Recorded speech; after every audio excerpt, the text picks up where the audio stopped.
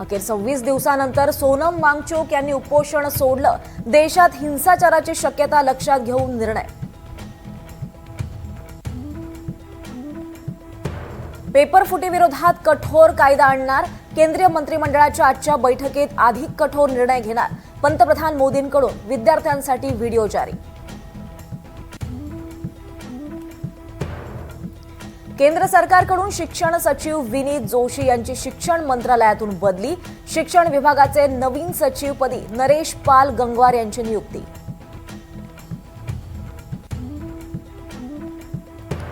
संसदेच्या पावसाळी अधिवेशनाचा आज 5वा दिवस. गेली 4 दिवस नीट प्रकरणी विरोधकांच्या गोंधळामुळे दोन्ही सभागृहांचं कामकाज तहकूब.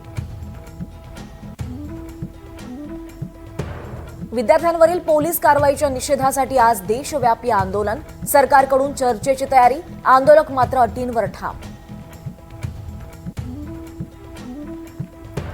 जंतर मंतरवर विद्यार्थ्यांवरील लाठीचार्जचा आज मुंबईत निषेध. आदित्य आणि अमित ठाकरेंच्या नेतृत्वात शिवाजी पार्कात तिरंगा रॅली.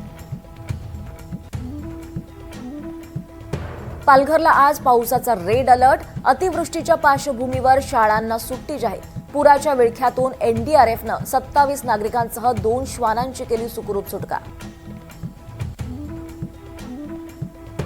नाशिकच्या त्र्यंबकेश्वरमध्ये मुसळधार पाऊस. गंगापूर, गौतमी, गोदावरीत मोठ्या प्रमाणावर पाण्याची आवक.